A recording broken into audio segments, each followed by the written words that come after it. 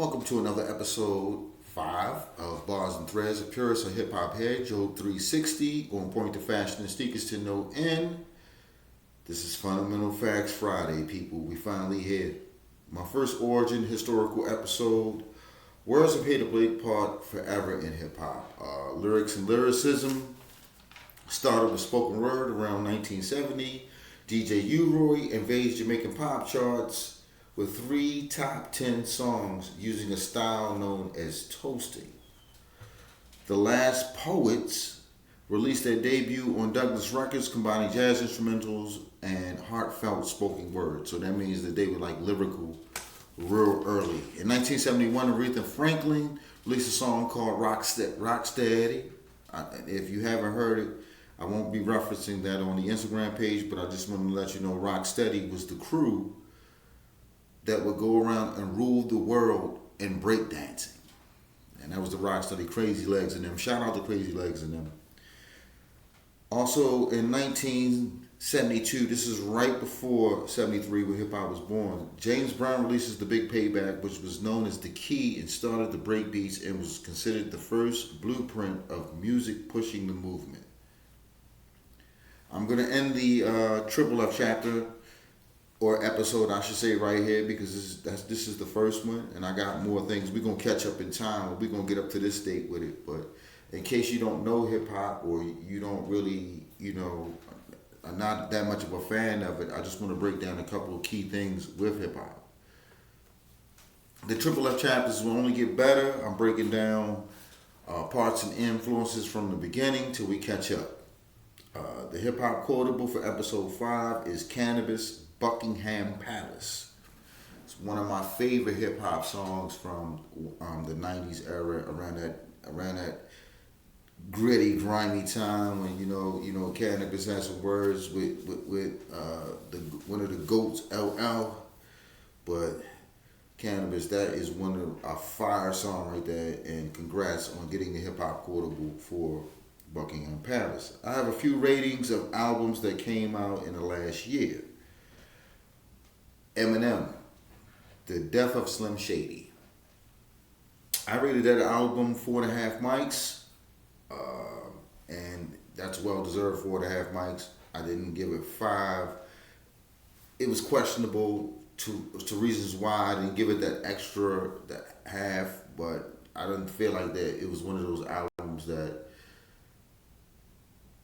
in the next 10 years, I'm gonna just pick it apart. I'm not gonna listen to the whole entire LP. So when I do a 5 mic album, I kind of wanna. That's something I'm gonna listen to the whole album, And there's some songs I do skip, but Eminem is one of the greatest lyricists of all time. That's a fact. He's an icon at this point. My next album I want to review, or I should say rate, would be Flea Lord, and that is Rock America 3. If you have not heard that, it will be on the Instagram page. I will actually share that on the Instagram page. So if you have not seen that, you might want to lock into that one, because that one that was a pretty good album. I only gave it 4 mics on that particular album. I should say 4 stars, 4 bars, whatever. I gave it 4 out of 5. I just felt like that Flea Lord did a pretty good job, and it was a pretty good influence on that particular album, and definitely contributed to being original and having like that sound that is reminiscent of like early '90s, late '90s type of sound, and I appreciate it. Thanks, Flea Lord. One of my favorite MCs out. And I have to talk about it. We got to talk about it here. He's just one of those MCs that you sit down and you listen to him, and you're amazed by some of the lyrical play that this man has over the time of being with Paul Kane and Fabulous. And I'm talking about Ransom.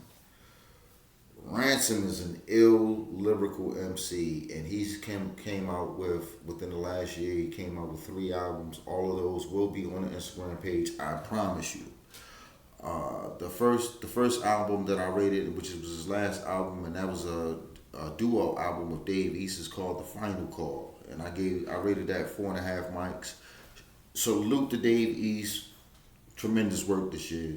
Ransom, you know them bars is on. Y'all went hard on that one. The second project that came out from Ransom was called Cabrini Green.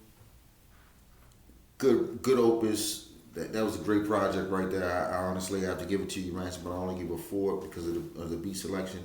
I think we both probably would agree. You might disagree, but hey, I had to give you 4 on that one. And Chaos is my ladder. I gave that a 4 also for the same reasons as I gave Cabrini Green. But those albums will be on the Instagram page. So if you want to check that out and peep that out and see what's going on the Instagram page, episode 6 will be right around the corner because I do have to do a couple opinions or reviews on the No Limit Cash Money show. I also have to do some reviews on a couple other opuses and pieces of music from some great artists that came out this year. And I'm probably dip and dabble into like 2 mic albums. I mean, if the consistency is there and with certain artists, I will mention them because it doesn't matter if their album is like 2 or 3 mics sometimes. It's just the consistency and the work they put in. They keep on releasing, so it gives you an opportunity to embrace some of it, I guess I would want to say. But one thing before I leave up out of here, please make sure that you like, subscribe, and share. Like, subscribe, and share. Like, subscribe, and share.